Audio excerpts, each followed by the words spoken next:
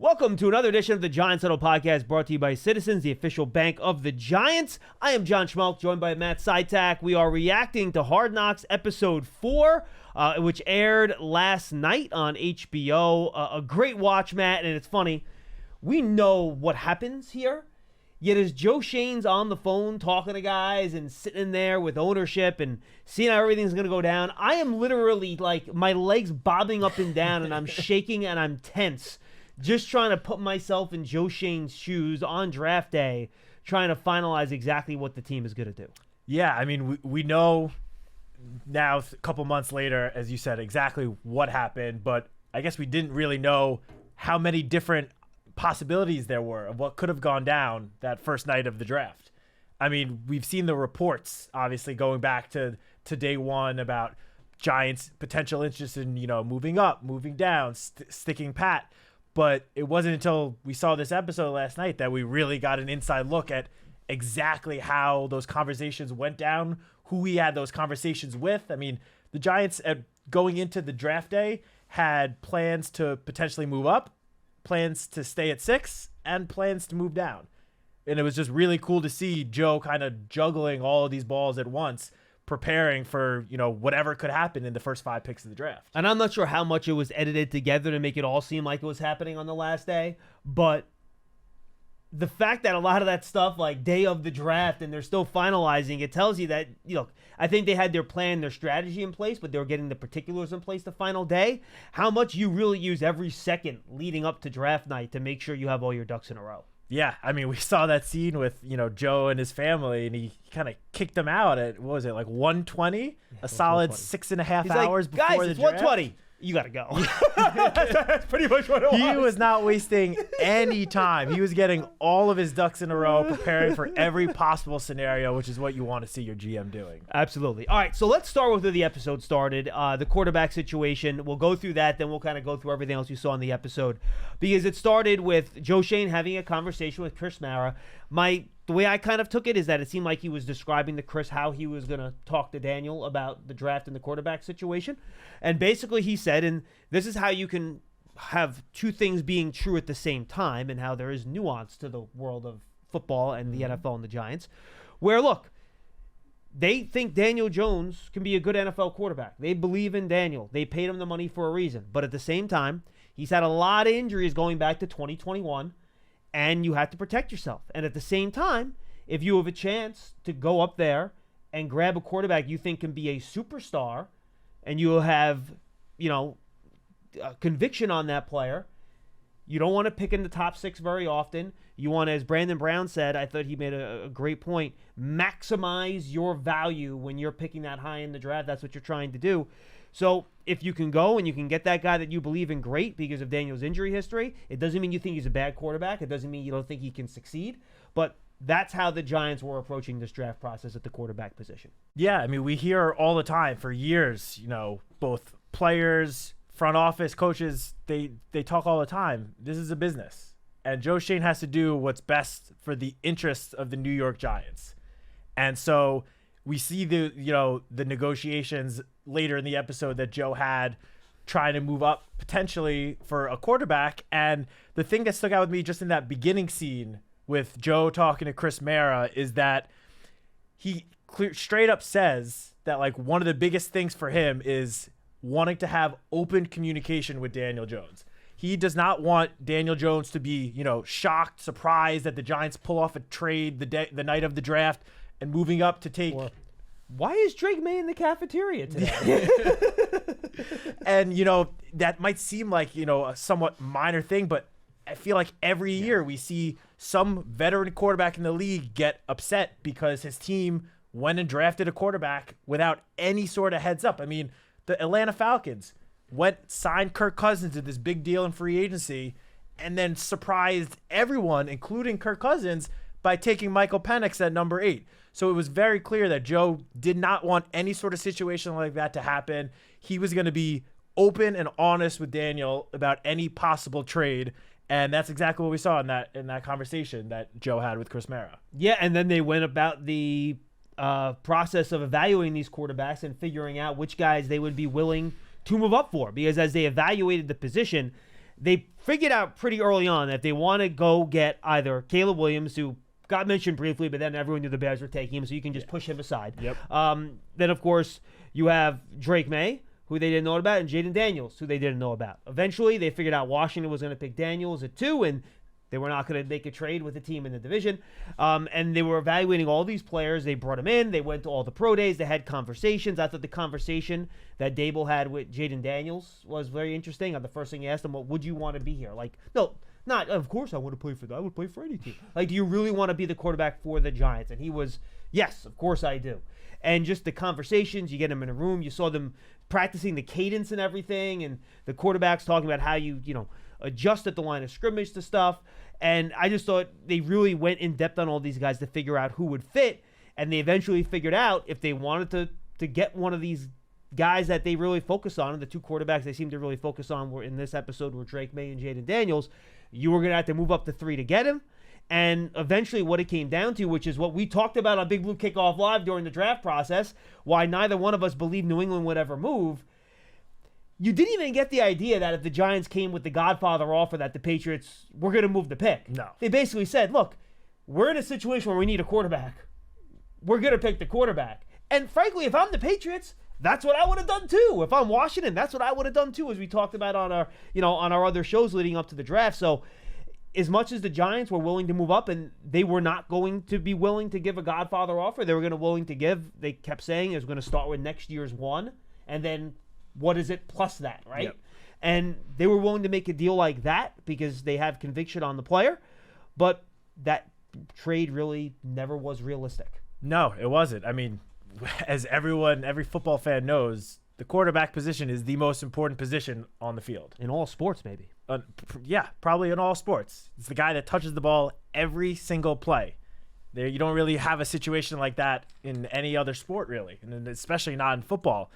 But yeah, in that conversation that Joe had with Elliott Wolf at the Patriots, Elliott Wolf literally says at one point, if we had a quarterback already, this would be a very different conversation. We would be calling in the trade to the league right now if we already had our quarterback situation set. But we don't, and so he made it very clear, doesn't really matter what you offer. There's not really much of a chance that we're going to, move away from this trade. Joe even brought up, he said, is this going to have to be like a Ricky Williams type trade package, which is one of like the biggest trade packages any team has ever given up to move up. That was for the number 1 pick in the draft, I believe Ricky Williams went. Yeah, second overall, I think. Yeah, I think the quarterback went first overall. But that really was what you would consider a Godfather offer. They gave up a lot for that trade, and it's clear that, even that sort of offer probably wasn't going to move the needle for the Patriots. They were pretty set. I mean, where they are in their rebuild, they're at the very beginning.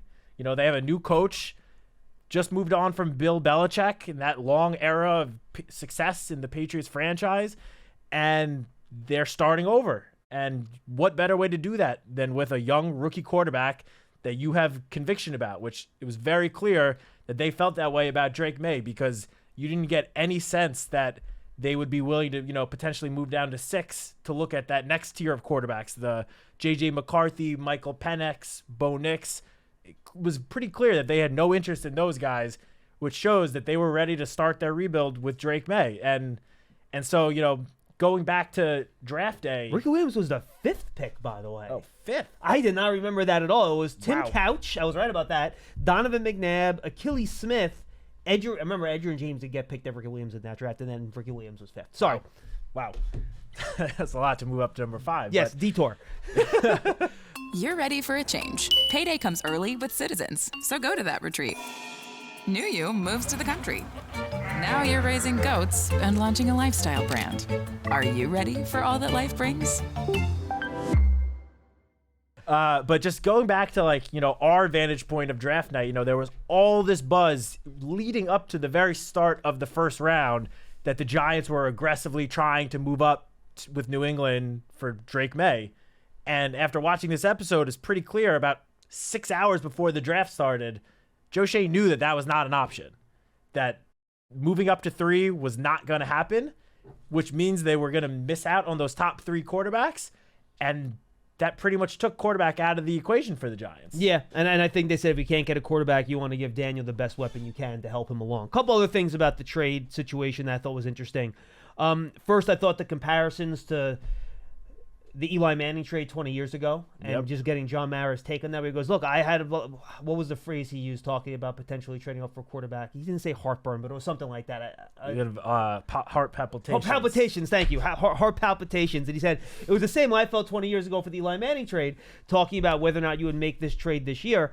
But he said, look, much like with Ernie Accorsi 20 years ago, if you guys have the conviction on a quarterback, go make the trade. But trading all that draft capital away that should give you heart palpitations. It'll give me heart palpitations too, because if you're going all in on one player and that player is going to make or break your organization, and it's not just you're picking him where you're picking, right? You're using multiple assets to put together to pick that guy. I would have heart palpitations, but I think the biggest takeaway is that, look, if you guys believe in him, I trust you as football evaluators to go make that trade. Go make that trade if you want to make it. I'll back you. But just how it's so similar and how getting to that conclusion is really tough. But we saw how they went back and forth in the draft room, talking to Brian Dable, talking to all the scouts in the room and the coaches and stuff like that, getting their takes in terms of what quarterbacks would you be willing to move up for it from based on what we saw in the episode. It would be Jaden Daniels or Drake May, right? Yep. And just how tough of a decision it is. Joe Schoen even said, look, this has been occupying my mind, and it's been the thing that's been in me for the past 2 weeks. I just want Elliot Wolf to tell me, is this even realistic? Because I'm tired of thinking about it. That's how big a move like that is. And I think films, and the reason I got kind of so tense watching it, I thought they really conveyed the gravity of a move like that and how tough it is to come to that decision to move all those picks for one player, the way the Giants did for Eli Manning back in the day. I had never seen that throwaway Ben Roethlisberger line, by the way, where he's sitting there wow, they gave him a lot to move up for him, didn't they? And Roethlisberger was their second choice that year, by the way. If they couldn't move for Eli, they were going to take Roethlisberger. That's been kind of talked about a lot. But I just thought they did a really good job of showing how ownership, everyone involved, these are the guys we're willing to target, go get it done. But, even just going through, and Brian Dable going through all the quarterbacks the last 10 years, right? Fail. And they had the guys in blue that were all on the same team and read that warrant. And it was, I didn't count them, but I think it was 50-50, maybe even a little worse than that in terms of guys that are hit. Joe Schoen did point out that I thought was telling, look, if you're picking the top three, your hit rate does go up. And if you do look at it, absolutely true. Top three quarterbacks versus non-top three quarterbacks in the first round, very different results, generally speaking. So I just thought they really showed the gravity of a move if you're going to go up there and get a quarterback, and how much it means to the organization, how much the Giants understood what a big move that would have been. Yeah, I mean, I thought one of the most interesting parts of the whole episode was, you just mentioned it, when John Mara walked into Brandon Brown's office, and Brandon Brown looks at Mr. Mara and literally says, what was it 20 years ago that gave ownership the confidence in letting Ernie Accorsi make that trade for Eli Manning? And John Mara said, Ernie had conviction. He knew that was the quarterback that was going to change the fortune for this franchise. And there were two things. He said he did well in college without a good supporting cast around him, which, by the way, immediately made me think of Drake May. It immediately made me think of Drake May. The second part, versus Roethlisberger, and then he said, what was the difference between Eli and Roethlisberger, right? He said Roethlisberger was the SEC. Smaller conference. What was that? Miami of Ohio. I'm not sure what conference they were in then. But Eli played in the SEC, right? Yep. And then my mind automatically said Jaden Daniels, right? So you kind of saw how that played into the evaluation of the current class. Yeah, for sure. And, I also, this clip we've seen before, but right after that conversation, they showed an old interview. I think it's an old interview of Ernie Accorsi. I think it was old. I was trying to figure that out too. Talking about this, the same situation, the trade, and Ernie Accorsi literally said, either I was going to get it right and it was going to be great, or I was going to get wrong and then I'd be out of here anyway. And Brandon Beane has said that before publicly, and that's who Joe Schoen worked under in Buffalo. Yeah, I mean, when you kind of go all in on a quarterback, it kind of decides somewhat your fate as the GM. If you're moving up to trade, if you're trading up and giving up a lot of your future draft picks for a quarterback, you better be right. It's tough. Better be right. It's tough for a GM to overcome a big miss like that. I mean, in recent memory, the 49ers is one situation where that was not the case. And the only reason I believe when they moved up for Trey Lance, they gave up a lot to move up for Trey Lance. And the Jets' current regime picked Zach Wilson, correct? They did, yes. That would be the other one, I think, right? Did they move up for Zach Wilson? Yeah, they did. I don't even remember. I don't remember what they traded for him, but yeah, I think they did. I'll have to double check that. Wow. But yeah, I'm sorry, I didn't interrupt you. No, but your point you were making, that's my bad. You're right. It's hard to survive if they take a swing. So it's like the only situation that comes to the top of mind that a GM survived making such a, I guess colossally bad trade was the 49ers with Lynch, and that's only because they got lucky and Brock Purdy, the Mr. Irrelevant of that draft, ended up being their franchise quarterback. And obviously, you look through the history of the NFL draft, hitting on this last pick in the NFL draft, a 7th round pick, a day 3 pick at the quarterback position, having that guy turn into your franchise quarterback, that does not happen. It just does not happen very often. You can think of, a handful of situations in the last 30 years of that happening. Tom Brady, I guess Dak Prescott was an early day 3 pick. Russell Wilson was round 3, I think. So not even Kirk Cousins was round 3. Yeah, so it's round 2. It's really tough to overcome making a decision like that and having it backfire on you. So I did think it was, kind of telling of Mr. Mara to say, if you have conviction about a quarterback, I support you. I'm all in. And you need to hear that from ownership too, by the way. Yes, it's important of to hear course. And the only other thing that kind of stood out to me about all these trade negotiations for a quarterback was during that conversation between Joe Shane and Elliott Wolf, after Elliott Wolf tells Joe, it looks like we're sticking. We need to get our quarterback.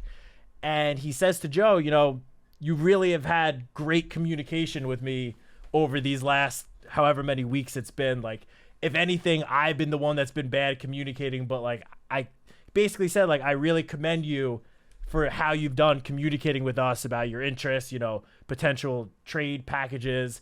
And that's always just great to see. I mean, you want a GM that's going to be able to negotiate with other GMs around the league and do it well, and not be a guy that's like, hounding an opposing GM or, getting under his skin in some way. Like, Elliott Wolf literally said, like, I'm sorry we're not doing this trade. We need to get our quarterback, but like, thank you for, being so great at these negotiations the last few weeks. Sorry for being distracted. Dan Orlovsky's on Pat McAfee. He looks like he just came off of a bender. He looks like he's in rough shape right now. He's in a tank. It's very funny. Anyway, sorry. Football season is coming, and so is the next college semester. If you need funding, a Citizen student loan could help you pay for 100% of your school certified costs. Get your rate quote in about 2 minutes at citizensbank.com/pay-for-college. One other thing about the trade back, and we'll get into the trade discussions. We'll finish the trade discussion, then we'll get into the wide receivers, right? They kind of set it up on draft day, okay, well, if we can't move up and we're sticking here, well, then how will we move back? And I thought the one telling thing, at least related to the quarterback question, is that you didn't really hear them mention as an option for them either J.J. McCarthy or Michael Penix. No. So for the Giants, even trading down into that 9-10 area, and they didn't seem to be interested in moving much further than that. Though, in the teaser for next week, there seemed to be an indication the Jets were calling to maybe move down to 11, so maybe this will change next week. But we never really heard any quarterbacks besides May or the Jets were at Daniels 10. mentioned. They ended up moving down to 11. They were at 10. I'm sorry, you're right. So that seems to be kind of where they were, but I thought that was worth mentioning. Yeah, I mean, the only time we saw or heard really J.J. McCarthy was when he was in the building for his visit. Yeah. Meeting with, all the offensive staff, which, just going back to that for a second, that scene was so cool. Just with the different quarterbacks in that room with, Brian Dable, Mike Kafka, Shea Tierney, like all the offensive coaches that would have would get their hands on the prospect, having all of them be in that room and watching the quarterbacks go through, as you mentioned before, all the cadences and, all that stuff. That was just so cool to see. That's the sort of stuff you never get to see. We never see those prospect visits, what actually goes down, the conversations, in the meeting rooms, what happens. And that I just thought that was such a cool scene. Yeah, I thought it was too. And by the way, Joe Douglas did draft Zach Wilson, and then I didn't have to look it up. I remember this. Remember they won like their last game of the year, so they didn't pick a first overall, and they lost that on Trevor Lawrence. So they did not have to trade up for Wilson. He was just their pick at second overall. So with the quarterback game a failure, not being able to move up and get a quarterback, they're very happy to move forward with Daniel and then get a weapon for him. And it was the same guys we talked about throughout the draft process. Not a surprise. They really did seem to have Malik Neighbors and Marvin Harrison Jr. on the top of their board. There was a little bit of a separation between those two guys, and then Odunze and Brock Bowers, who seemed to be, we talk about trading down. Those are the two guys they would try to get if they would trade down. But they seem to have Neighbors and Marvin Harrison Jr. as their top two guys in terms of the non-quarterbacks they would want to target at number 6. Yeah, and maybe this was just how they ended up cutting the show, because obviously we know that the Giants ended up taking Malik Neighbors, but in tonight's episode, they showed, like, going back to Malik's pro day, just how high, especially Brian Dable was. Loves Malik Neighbors. I mean, it was clear in, I think it was episode 2 when they met at the Combine, that Brian Dable fell in love with Malik Neighbors. But if you weren't convinced, last night's episode clearly showed it.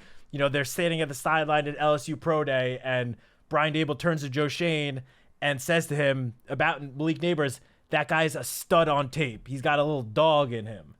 And then, a little later in the episode, Joe Shane's describing what it means to have, like, that dog in you. But it was very clear from the start that Malik Neighbors was at very near the top, if not towards the top, of the Giants draft board. They loved him. Yeah, and they never said whether or not the organization had Neighbors or Harrison ahead of each other. They asked Mike Groh, the wide receiver coach. He said he liked Neighbors. Between the 3 receivers, he chose Neighbors Neighbors as number 1. We don't know how the organization had Harrison. Like, if both guys were there, I don't think we know for sure which guy they would have picked based on what was said in the episode. But if frankly, it could have been Neighbors. It would not shock me if it was. Yeah, it would not have shocked me either. I mean, Joe made it very clear, later in the episode, once the Patriots trade was off the table, going into the draft, Joe directly said, if we're at 6 and Marvin Harrison Jr. or Malik Neighbors is on the board, we're not moving. We're staying pat. We're running up to the podium and picking one of those 2 guys. And, as you mentioned earlier in the episode, they said, if we can't get a quarterback, we'll shift towards getting Daniel the best playmaker possible. And it's exactly what they did. Yeah, it was, and that's exactly how it worked out. And then, if both those guys were gone, and I thought it was interesting, it was the same conversations we were having here on our shows, right? Yeah. All right. Well, we're pretty sure the Cardinals are going to take Harrison, and if not Harrison, they'll take Neighbors. They'll pick a wide receiver.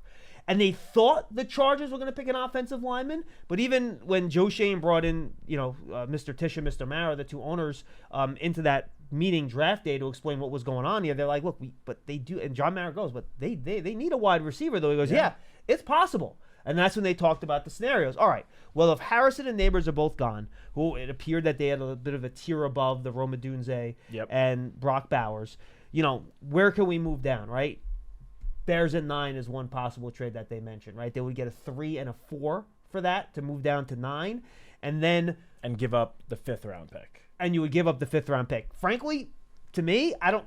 That's fair value. It's not overwhelming value. So, and they said they would only make that trade if the Bears are moving up to pick an offensive tackle, not if they were moving up to pick a wide receiver. Yeah, they made that abundantly clear. Because they were confident if that situation they moved down to 9, that they would still have a very good chance at taking Rome Odunze, him still being there, and if not, Brock Bowers. Right. So they would still come out of the draft with an elite playmaker, an elite pass catcher for Daniel Jones, while picking up an extra 3rd and 4th round pick. The risk there was that the Falcons, they assumed we're going to pick Dallas Turner. Yes. Then they had to pick or an edge rusher at least. They ended up picking Michael Penix, which no one expected. Nobody but they saw assumed that coming. They were not going to pick a tight end or a wide receiver. But there was a risk there. And they also said, look, everyone thinks that the Titans are picking an offensive lineman. Well, what if Tennessee didn't? You know what I mean? So you're still dealing with a lot of risk in that potential trade down to 9 that they talked about. Yeah, I mean, there was buzz going into the draft that Rome Odunze could be in play for Tennessee at 7. Yep. So that definitely would have been a risky move to move down to 9. I think if that had happened, and even if Odunze had gone 7, I do think the Giants would have come out of the draft with Brock Bowers then. I don't think someone would have then moved up to take Brock Bowers away from the Giants. So they still would have come out with a playmaker. But just sticking on Rome for a second, another thing that stood out to me was when Rome was in Joe's office with Joe and Dabes, And they asked him, do you have any questions for us? And Rome Odunze said, yeah, what sort of type of person, not the football part, but off the field, what type of person are you looking to bring in? And Dave's pretty much told him straight up, you are the exact type of character that we want in this locker room. I mean, I think the quote was, we're looking for good people that are also good players, and you fit that to a T. Which is not surprising based on what we heard about Odunze leading. I thought it was interesting, though, that was the question Odunze chose to ask them. It wasn't about the quarterback, the offense. He wanted to know about the locker room, what it would be like to play here. I thought that was interesting. I have a feeling he kind of knew that they would answer something like that. I mean, he clearly knows, Rome Odunze, that he's a high-character guy, a leader at Washington. I think, just my 2 cents, but I think he kind of had a sense that they would come back with some sort of response being like, yeah, you're the type of personality that we look for in this locker room. You love turf. You're good at it. So you start a turf biz. Business grows, your savings grow. Become the most celebrated name in turf. Are you ready for all that life brings? We mentioned the potential trade down. They also said they would talk to the Titans at 7 in terms of maybe sliding down one spot. The Titans wanted to move up and draft somebody. But again, you could see Joe Schoen basically going down the list. All right, well, we have potential trades in place at 3, 4, 5, 6, 7. He never mentioned 8 with the Falcons. So it sounded like the Falcons were locked in on Penix at that point, and nobody knew that's who they were locked in on. Which but is crazy. They were not going to move, and they were just going to pick their guy and stick there. And then he said down to 9, and then again, like I said in the teaser, we'll see what happens when the Jets call about the 10th overall pick. But, he kind of had all that stuff lined up just in case they had to move up and down the board on draft day. And again, so much of it was happening kind of like at the last second. It seemed like the way it was edited, maybe a lot of that, I'm sure a lot of that legwork was done in advance, but in terms of just making sure nothing changes that close to the draft, Joe Schoen was pretty busy once he got his family out of there at 120. Oh, for sure. But, it seemed like, and again, my opinion, but it really seemed like of all those, potential trade situations that Joe worked out prior to the start of the draft, the only one that it seemed like he thought had somewhat of a chance of happening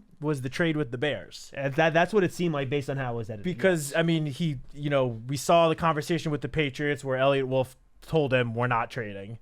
And then while he did say at one point, we have a trade worked out with the Cardinals at 4, there was another part where I believe it was Joe said Monty, talking about the GM of the Cardinals, seems pretty set at sticking at 4 and probably taking Marvin Harrison. And understandably so. I guess the one team that's really a question mark was the Chargers. If the Giants really wanted to trade up from 6 to 5 and told them, look, we're taking a wide receiver here, and the Chargers knew they were taking Joe Alt, maybe that would have been a situation that they would have traded, but we didn't really see any of that. But yeah, the Bears situation, clearly Joe had a plan if Malik and Marvin Harrison were both gone, and it was a plan that Joe, Brian Dable, and Mr. Mara and Mr. Tisch, they all seemed comfortable with.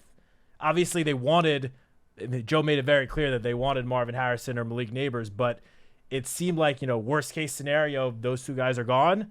We're good with trading down to 9, picking up those 3rd and 4th round picks, and still getting one of those elite playmakers, Rome Odunze or Brock Bowers. Yeah, absolutely. I thought that was very interesting. And, the other thing with the receivers, I think having all 3 guys in the building on the same day when they had their so cool. 30 visits, and you had Mike Groh in the room working with all 3 of them, kind of just almost the same way Dable was rapid fire quizzing the quarterbacks at the combine. It was the same way that Mike Groh was quizzing them in that room, like boom, boom, boom, boom, boom, and just trying to get, all right, well, you go right the quarterback, what do you tell him? Well, how do you convert to an X in this situation?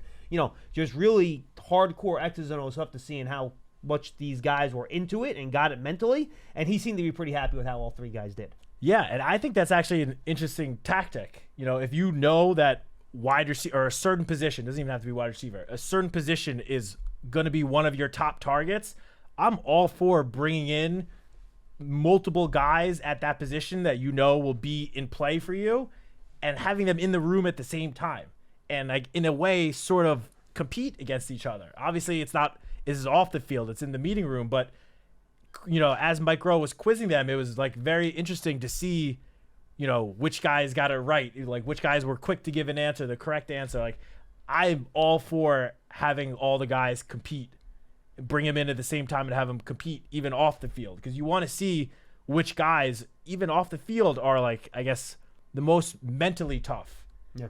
And, quick with their decisions, high football IQ, and best way to do it is to compare them with the other guys at the position. The only other thing that I thought, sticking on the, wide receivers, potential trade down situation, that was very, very interesting was the part where Dabes was talking about his conversation with Nick Saban. Obviously, the longtime coach at Alabama, incredibly successful.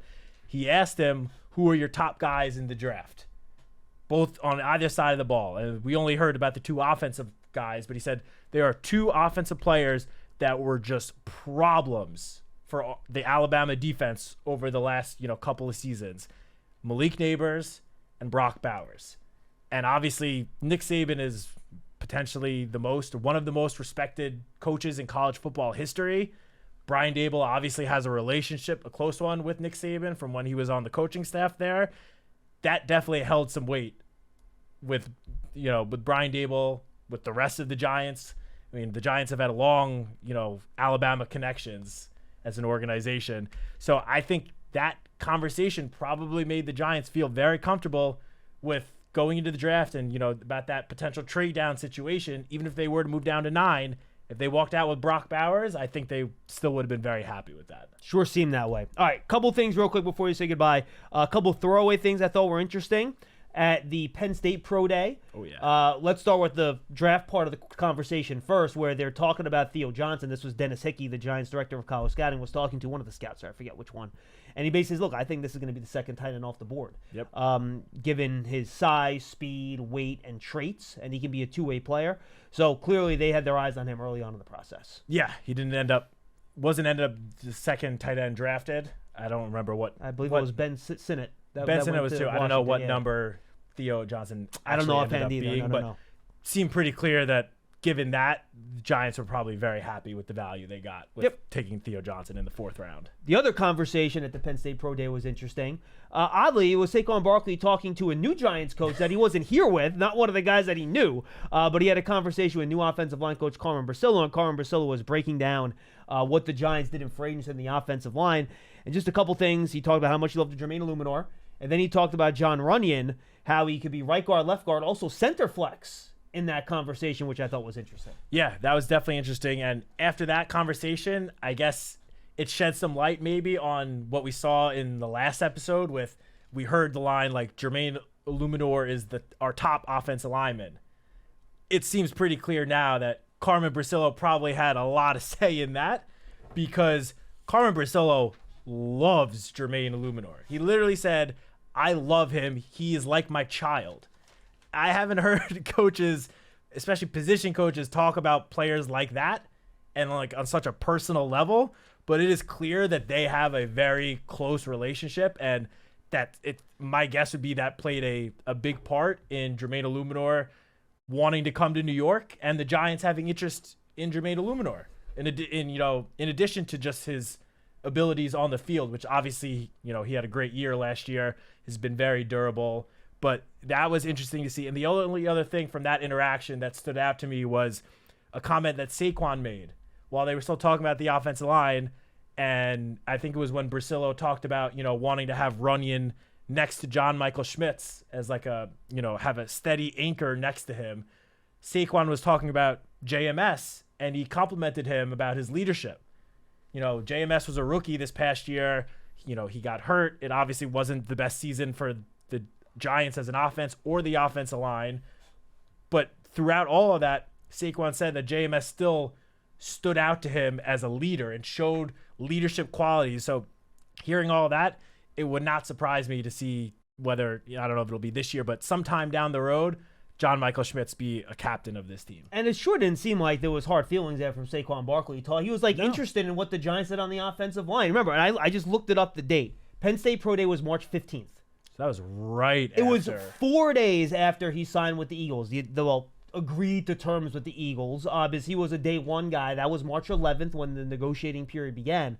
It's the same week, folks. Yeah. It's 4 days. there didn't seem to be a whole lot of screw the Giants. I don't want to talk to anybody from the Giants. Like that didn't seem to be the case there. You know what I mean? No. So just something to keep in mind where I think a lot of people thought about where it was. I think that maybe shed some light on it too. Yeah, I mean, I think as Saquon has said, going back to last year when he got the franchise tag, it's a business. Business is business. He knows it's a business. So it didn't seem like, I agree with you, it didn't seem like he was holding, any harsh feelings or ill will towards the Giants in that clip, at least. Anything else? No, I think we just about covered everything. Me too. I Great agree. episode. Can't wait for the finale. Yeah, can. I thought they were going to get through the whole draft in this one, but we have actually the actual draft coming our way next week, so there's still a lot of fun stuff to go. Yeah, I guess the draft, and then I'm assuming we saw a few clips just of spring practices, so I guess they'll show some of that, and maybe you and I will make an appearance on the sideline. And some 100th anniversary stuff as well. We saw, as we saw in the little teaser, we had some people from the production staff actually make an appearance. I won't spoil it for anybody, but I saw some I saw some faces in there, and also a member of Paul Dottino's favorite IT department made an appearance too in the episode too, which was good. Football season is coming, and so is the next college semester. If you need funding, a Citizens student loan can help you pay for 100% of your school's certified costs. Get your rate quote in about 2 minutes at citizensbank.com/pay-for-college. We thank you for joining us on the Giants Huddle podcast, brought to you by Citizens, the official bank of the Giants. For Matt Citak, I'm John Schmeelk. We'll see you next time, everybody.